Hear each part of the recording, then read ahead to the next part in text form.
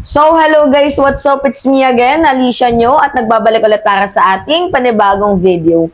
So, mga minamahal, sobrang sinungaling talaga. Halos hindi ko na maipinta, mga minamahal, sobra pa sa sobra. Kung magsinungaling, itong si Vice President Sara Duterte, well, ano pa nga ba nga asahan natin? Mana din sa kanyang ama. 'Di ba? O katulad ng jet ski, naalala ninyo yung issue ng jet ski? O pupunta daw si Digong sa West Philippine Sea. Tapos ilalagay niya daw yung bandera ng Pilipinas doon. Sakay ng jet ski. O ano yung nangyari? O puro lang dada. 'Di ba? Sinungaling. O 3 to 6 months, mawawala daw yung droga sa bansang Pilipinas. Nangyari ba? O wala. 'Di ba? Tapos pag hindi daw bumaba yung crime rate, ipapalit daw ng presidente si President Bongbong Marcos. Nangyari ba? Wala. 'Di ba? So, ano pa nga ba nga asahan natin? So, ngayon ang issue mga minamahal, nanawagan doon sa The Hague, the Netherlands, itong si Vice President Sara Duterte na mag-resign na daw si President Bongbong Marcos. Abay, makailang oras lang ang lumipas. Eventually, abay, kanya po itong binawi. Backpedaled. Ang sabi niya, wala daw po siyang sinabing ganun. Syempre, mga minamahal, on the record yun nakikita ng mga Pilipino sa social media na binanggit niya yan. Laganap yung SOCMED ngayon.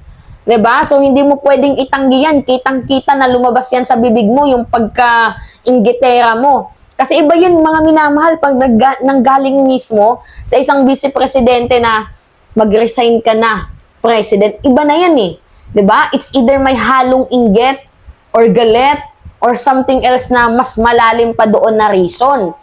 Pero mga minamahal, ito na nga. Ito yung sabi ni Sara Duterte. Pabasa natin sa inyo mga minamahal. Lagay ko lang dito. Sabi niya, wala akong sinabi kahapon na BBM resign. Napakaklaro nun. Wala ako sinabi ever na dapat mag-resign si Bongbong Marcos. Ang sinabi ko lang kahapon, kung nananawagan kayo ng BBM resign, bigyan nyo ng rason kung bakit yan ang panawagan nyo sa kanila. Pero ito, pakita natin sa inyo mga minamahal. Parinig natin. Oo, parinig natin. Naglalaban bawi Ewan ko ba kung may sakit tong Alzheimer disease? Denial Marcos resign. Marcos resign. Bakit ba kailangan resign? Dahil hindi ako pinapakita sa taong bayan na maayos kang mag-isip at kaya mo ang mamuno. Wala ko sinasabi ever na magdapat mag-resign si BBM. Ang sinabi ko lang kahapon, sabi ko kung nananawagan kayo ng BBM resign, bigyan nyo ng rason kung bakit yan ang panawagan ninyo sa kanila. And then I gave an example. So, yun lang ang sinabi ko. Sabi ko sa mga tao, pag nanawagan kayo ng BBM resign, sabihin ninyo kung bakit. Para naiintindihan ng mga nakikinig, bakit ba tayo nananawagan? Wala po kami Marcos resign.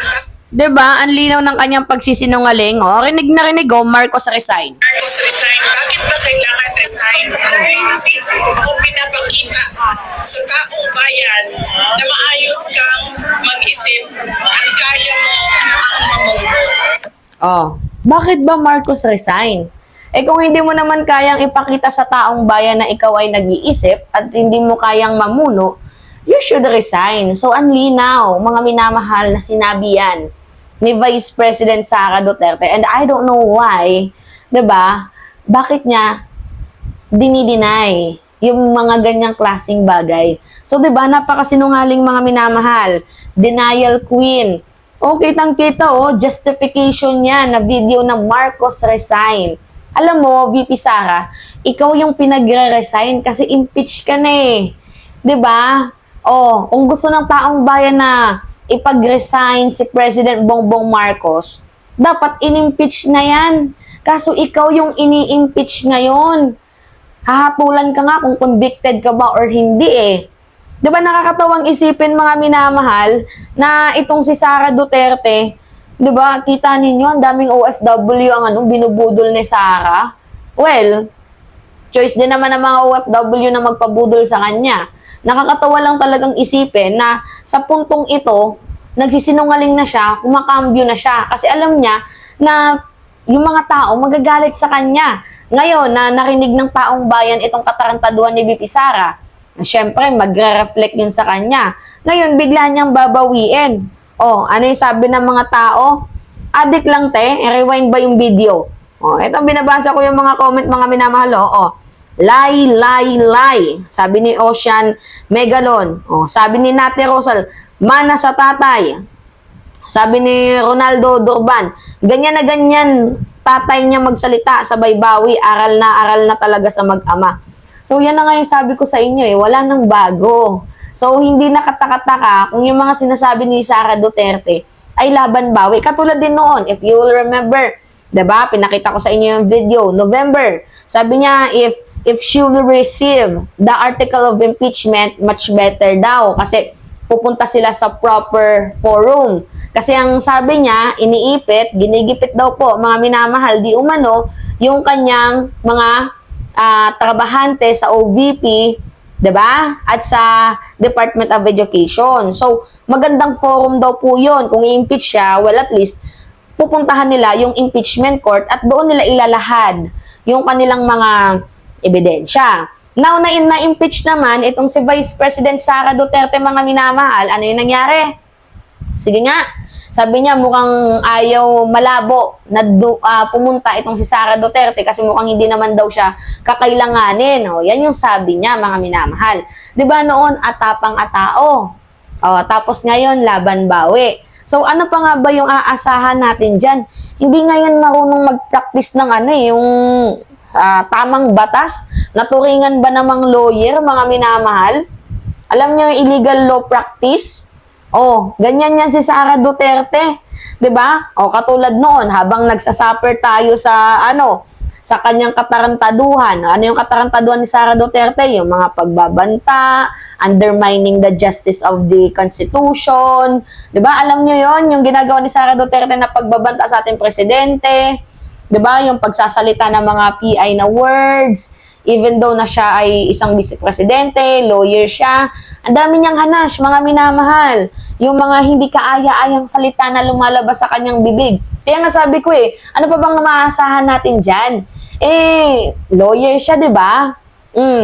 Tapos hindi niya nga kayang i-practice yung tamang batas, 'di ba? Na akmang batas. 'Di ba? Hindi niya nga ma-practice 'yun.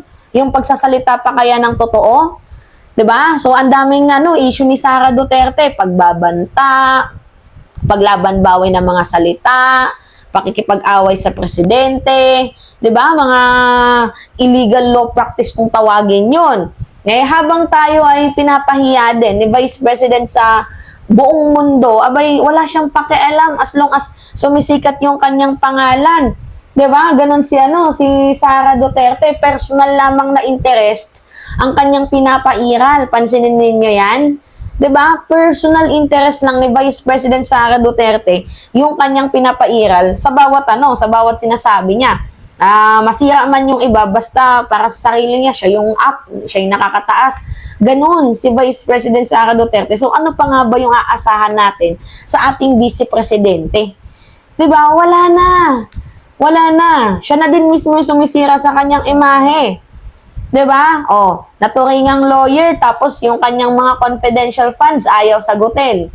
'Di ba? Oh, naturingan lawyer pero pag about sa mga tawag dito, mga ebidensya, mga minamahal, ayaw magsalita. 'Di ba? Patuloy denial. Oh, kung yung sinabi niya nga doon sa na Marcos resign, dinideny niya yung confidential funds pa kaya? Malamang dinideny din yan ni Vice President Sara Duterte. At saka, ito maidagdag ko lang. Ito si Amy Marcos, sukdulan talaga ng sama itong kupal na baba na to Imagine nyo na lang mga minamahal kung nakakaya ngang magpahiring ni Senator Amy Marcos, patungkol nga po dito mga minamahal kay Duterte sa foreign relation. Diba? Kasi hindi daw tama yung paghuli, hindi daw tama yung pag-aresto, questionable daw po yung validity ng warrant of arrest. Abay, kung nagagawa niya ni Amy Marcos ng paraan na magpahiring kay Digong, bakit hindi din siya magpahiring mga minamahal sa impeachment? I-push na dapat yung impeachment. Kaya naman pala Diba? Nakaya nga ni Amy bakit hindi niya nalang i-push itong si SP? O, nakaya pala nilang magpahiring ng ganun-ganun lang eh. Bakit sa impeachment parang ang tagal? Ba't dingi-delay? Diba nakakatawang isipin na nagiging attack dog itong si Amy Marcos ng mga Duterte pero sinusuka siya. Hindi nga siya ma-introduce bilang kahit man lang yung kandidatong saling pusa, guest candidate, hindi nga siya ma-introduce ni Vice President Sara Duterte. Masakit yan sa kalooban, mga minamahal, pero ewan ko ba ba't bulag-bulagan itong si Amy Marcos? Well, kung choice yan ni Amy, wala tayong magagawa dyan. Pero yung punto natin dito, itong si Sara Duterte talaga, mga minamahal, may sapak talaga sa pag-iisip. Denial queen. O, ano pang aasahan natin dyan? Yeah, so yun po, mga minamahal. Ay, nako. Sabi ng iba, may saltik mismo. Oh, sinungaling. Sabi ni Ems Rafael. Diba? Disgusting. Sabi ni Gloria Benemerito. Oh, alright, mga minamahal, yun po. Anyway, it's me again, Alicia Nyo. At nagbabalik ulit para sa ating panibagong video. Maraming salamat, mga minamahal.